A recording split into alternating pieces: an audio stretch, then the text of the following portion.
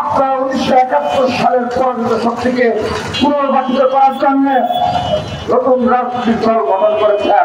যেভাবে স্বৈরাচারকে আমরা বিদায় করেছি, ঠিক একইভাবে রাজাকারের বাচ্চাদের দেশ থেকে বিদায় করব।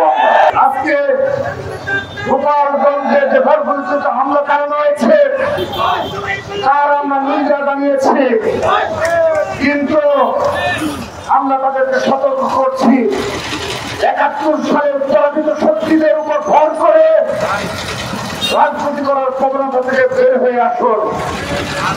আপনারা আপনাদের নিজেদের সক্রিয়তার উদ্ভাসিত হন, বাংলাদেশের সাধারণ জনগণ আপনাদের পাশে থাকবে।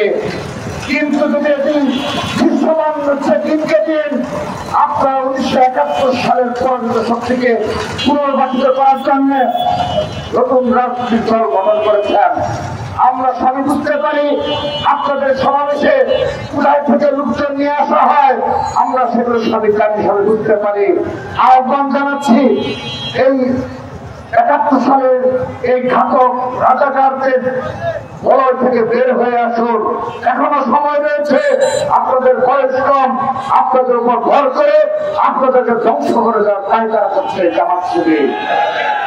প্রিয় উপস্থিতি, আজকের এই হামলার আরেকটি বিষয় উল্লেখযোগ্য বিষয় প্রতীয়মান হচ্ছে এই বাংলাদেশে বিগত 15.5 বছর ছাত্রদল যে লড়াই করেছে, সংগ্রাম করেছে, বাংলাদেশের প্রতিটি জেলা, মহানগর, উপজেলা, ইউনিয়নে, ওয়ার্ডে ছাত্র দলের একটি শক্তিশালী সাংগঠনিক অবস্থান রয়েছে।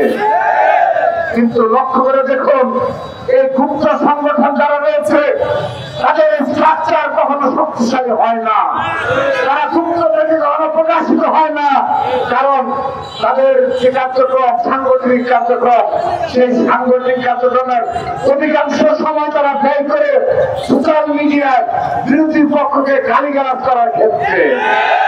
সেজন্য তারা প্রকাশ্যে আসার মতো হিম্মত থাকে না, তারা প্রকাশ্যে আসার এসে আপনাদের মতো করে এই ছাত্র সমাজকে নিয়ে রাজনীতি করার সক্ষমতা রাখে না। তাদের স্ট্রাকচার হলো শুধুমাত্র সোশ্যাল মিডিয়ায় গালিগালাজ করতে পারে, এক্সপার্ট হলে ইসলামী নামদারি মুনাফিকের সংগঠনে তারা সদস্য হতে পারে।